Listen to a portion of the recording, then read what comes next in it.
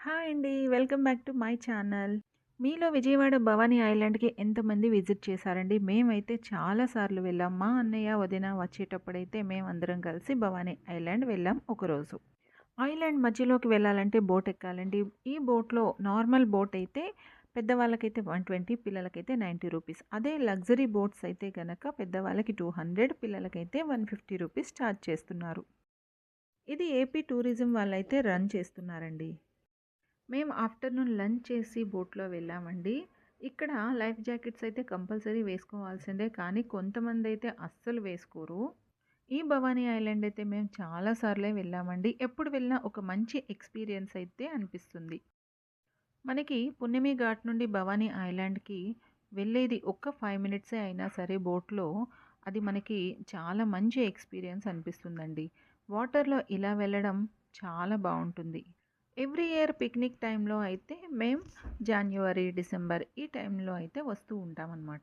మనకి up and down charges మాత్రం same అండి. వెళ్ళేటప్పుడు ఏదైతే టికెట్ తీసుకుంటామో రిటర్న్‌లో కూడా సేమ్ టికెట్ చూపించి మనం బోట్ మీద రిటర్న్ రావచ్చు. ఇక్కడ మనకి చాలా కాటేజెస్ అయితే ఉంటాయండి. చాలామంది ఇక్కడ స్టే చేస్తూ ఉంటారు కూడా. ఇక్కడ ఫోటో షూట్స్ కూడా జరుగుతూ ఉంటాయండి. ఫోటోగ్రాఫ్స్‌కి అయితే 3000, అలాగే ఫోటోగ్రాఫ్స్ అండ్ అకామిడేషన్‌కి అయితే 5000 ఛార్జ్ చేస్తున్నారు. చాలా రకాల ఈవెంట్స్, చిన్న చిన్న ఫంక్షన్స్ కూడా ఇక్కడ జరుగుతూ ఉంటాయి.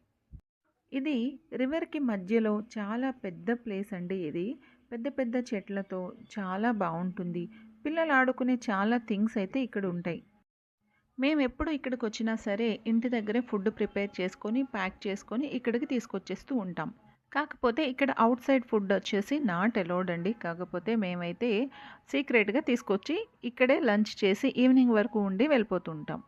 ఇక్కడ వీకెండ్స్‌లో అయితే చాలా ఎక్కువ మందే వస్తారండి. అదర్ డేస్ కన్నా వీకెండ్స్‌లో అయితే ఎక్కువ మంది పిక్నిక్ స్పాట్ కాబట్టి చాలామంది ఫ్యామిలీస్‌తో, ఫ్రెండ్స్‌తో కలిసి వచ్చి రోజంతా ఎంజాయ్ చేసి వెళ్తూ ఉంటారు.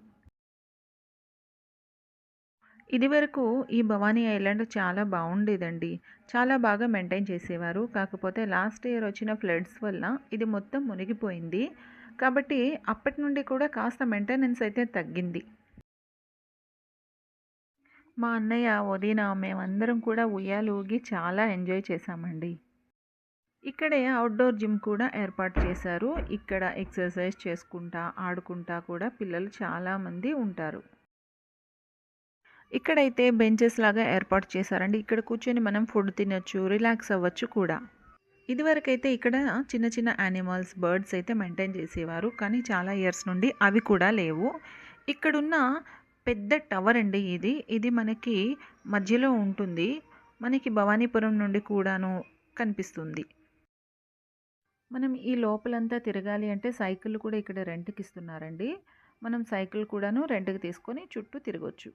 అలాగే ఇక్కడ 2 రెస్టారెంట్లు కూడా ఉన్నాయి. మనకి ఫుడ్ కావాలంటే బయట నుండే తెచ్చుకోలేదు అనుకుంటే ఇక్కడ ఫుడ్ మనం ముందుగా ఆర్డర్ చేస్తే వాళ్ళైతే లంచ్ టైంకి ప్రిపేర్ చేసి ఇస్తారు. ఇక్కడ లోపల పిల్లలు ఆడుకోవటానికి కొలంబో, టాయ్ ట్రైన్, మిర్రర్ హౌస్ ఇలా కొన్ని కొన్ని అయితే ఉన్నాయి. ఇక్కడ పెద్ద స్పైడర్ నెట్ అయితే ఉండేదండి. దానికి 100 రూపీస్ ఛార్జ్ చేసేవారు. కానీ మొన్న ఫ్లడ్స్ వచ్చిన తర్వాత అది కూడా లేదు ప్రెజెంట్. మనకి ఈవినింగ్ అయ్యేసరికి స్నాక్స్ కూడా ఇక్కడ దొరుకుతాయండి. కూల్ డ్రింక్స్, ఫాస్ట్ ఫుడ్ కూడా ఇక్కడ దొరుకుతుంది. ఇక్కడైతే ఒకతను ఒక బర్డ్ పట్టుకొని ఉన్నాడు. దాంతో కలిపి మనం ఫోటో తీసుకోవాలనుకుంటే 100 రూపీస్ అయితే ఛార్జ్ చేస్తున్నారంట. కానీ దానికి మనం ఫోటో తీయాలి అంటే గనక ఆయనైతే అస్సలు ఒప్పుకోవట్లేదు. వీడియో కూడా అసలు తీయనివ్వట్లేదు. దాన్ని కవర్ చేసేస్తూ ఉన్నాడు. ఈ బర్డ్ అయితే చాలా అందంగా ఉందండి. దాని పేరైతే నాకు అస్సలు తెలీదు. మీకు తెలిస్తే కామెంట్ చేయండి. మీరెప్పుడైనా ఈ భవానీ ఐలాండ్‌ని విజిట్ చేశారా? అయితే కామెంట్ చేయండి. నా వీడియో నచ్చితే ప్లీజ్ సబ్స్క్రైబ్ చేయండి. అలాగే లైక్ చేయండి. మీరిచ్చే లైక్ వల్ల నా వీడియో మరింత ఎక్కువ మందికి రీచ్ అవుతుంది. Thank you so much.